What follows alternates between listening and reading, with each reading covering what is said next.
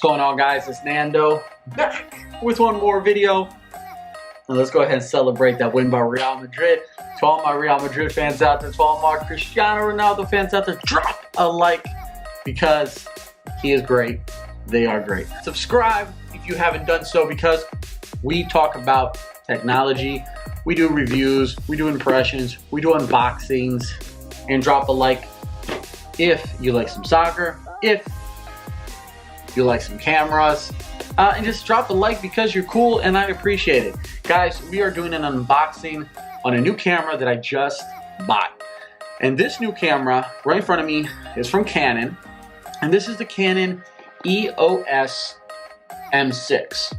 So right now I am using a Lumix G85, and I'm also using a Canon G7X Mark II. That's over here, right there.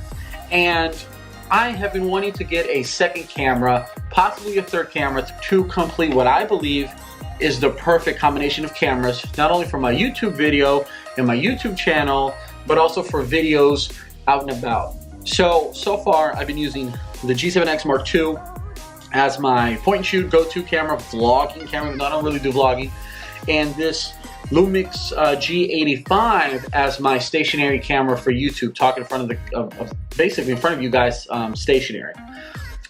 So here's the limitations. This guy right here, the G7X Mark II, does not shoot in 4K.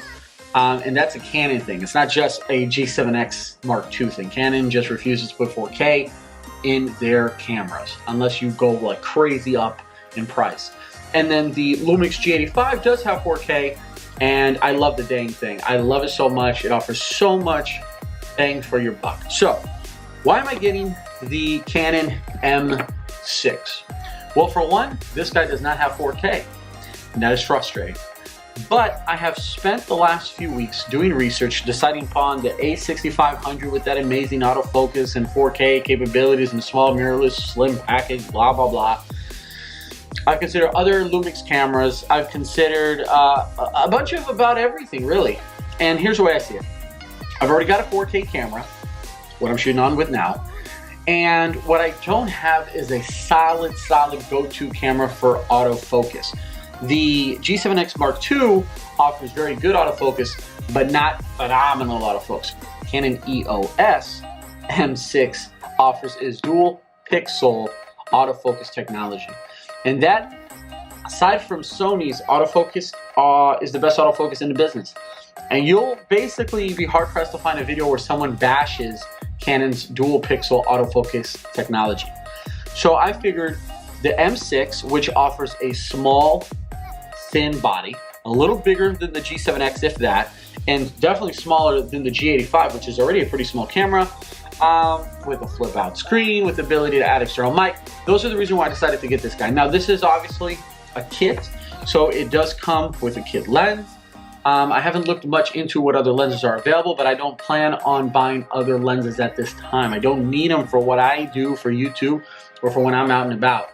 So that's not something I'm going to focus on in this video. I just want to unbox this. I want to show this to you guys in case you're thinking about getting it. And then eventually I will do some reviews on it. I will try to do some comparisons with the G7X Mark II. I haven't decided if I'm going to sell the G7X Mark II just yet or if I'm going to keep it. But I'm leaning towards selling it if I really enjoy this guy right here. And definitely doing some comparisons between this and the Lumix G85. So please subscribe again if you haven't. If you're interested in cameras, if you're deciding whether or not you need that perfect YouTube camera, budget camera, I think that these three cameras that I have right here today are definitely going to hit and check off a lot of those boxes. Okay, so enough talking. I'm sorry about the rambling. Let's go ahead and unbox this guy and get started and go from there. I'm gonna be honest, I am so excited about the dual pixel technology from Canon. I really am. So we've got some literature, nothing important. More literature, an extremely thick manual. I mean, this guy is impressively thick and large. Okay. We've got some more literature, register now for Canon, little giveaways, things like that. So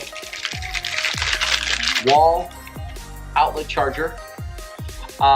This guy right here looks like it may be a little bigger than the G7X Mark II, but I will compare that in another video in terms of accessories and whatnot. So there's that. I've got the lens here. Now this is a really tiny lens. Again, this is a kit lens, so bear with me. I'm not really savvy when it comes to cameras.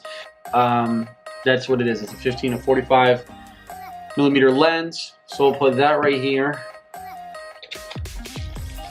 And then I'll read the specs a little more in a second. I do know that this bad boy has a 24 megapixel sensor. So I am excited about that as well for pictures, and I've already smudged and maybe scratched my screen. This is a very sexy, good looking body. I love it. You know what else I love?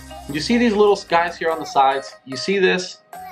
This right here is what you use to put a little strap around your neck. And you know what it doesn't do? It doesn't bang around. It doesn't clink and clank and make noise like Panasonic Lumix. So Panasonic, why? Okay, why? So body wise, this is the black edition. They do have one where on top there is a kind of like a gunmetal gray right on the top. The rest of the body has a grippy material that's black, but they have another model that's silver on the top with the rest of the body being black, which also looked very nice, but Best Buy only offered this one. Now, like I said, this is a 24 megapixel camera.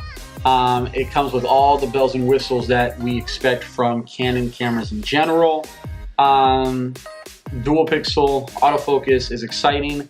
Now, the biggest reason why I got it, besides the dual pixel autofocus, is this. So you're able to, flip this screen up and use it as a vlog camera. You know, just pop, pop, pop, whatever.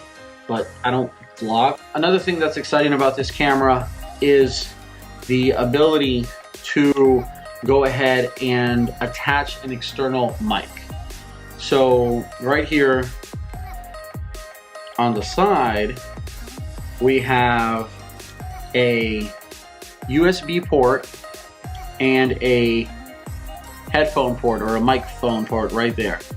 This little switch here is for the flash, and then of course a micro USB like I stated. So that's super cool, super exciting. On the other side of the camera we have a HDMI port only. Actually that's a micro HDMI port, not even a full HDMI port. So I didn't know that, but I guess now I know. Now this camera doesn't have an electronic viewfinder, and that's something that if you've seen videos on this camera already, you know that Canon does sell an electronic viewfinder that you can put on the top on the hot show mount and use that. But I think that's kind of silly because then you take away the ability to use an external mic. Now, one thing that I've noticed from videos already on YouTube is that if you are using an external mic up top and you try to flip your screen up, you're going to run into the issue of not being able to see your screen. The M5 would flip the screen down, which then you would run into the issue of if you're using a tripod. Why cameras haven't allowed the screen to flip to the side is beyond me, but hey, I prefer going up than going down. I do have an accessory coming from Amazon that I think would be perfect for this camera and for use with an external mic. So we'll be making a video on that. So again, subscribe if you haven't, so stay tuned for that. But this sucker right here, this really thin body, this is exciting. This is something that I've been looking forward to. I was comparing this with the A6500, and this cost retail with the kit lens $899. And on Amazon, I'll link that as well in my description. You have video kit creators from Canon. So you do get a Rode video mic, a little cheaper than you would if you bought that by itself, so you do save some money. And there's some other bundles going around with an external battery or an additional battery and some flashlights, things like that, straps and cases. So I'll link that in the description. Click on the link, and then from there, you know how Amazon rolls, is going to recommend a bunch of stuff. But that's pretty much it, guys. The camera to me looks great, feels solid, isn't big, isn't bulky. 24 megapixel stills. Like I said, I don't know much about this kit lens. I don't know the quality of it. I've been watching some reviews and it looks like it's fine, but I plan on the following videos about this camera to be from a beginner perspective, from someone who's looking to start YouTube videos, from someone who's looking for a portable camera, something that's going to take good pictures, good videos, and be easy to use. So I plan on comparing this with the Lumix G85 and plan on comparing this with the Canon G7X Mark II.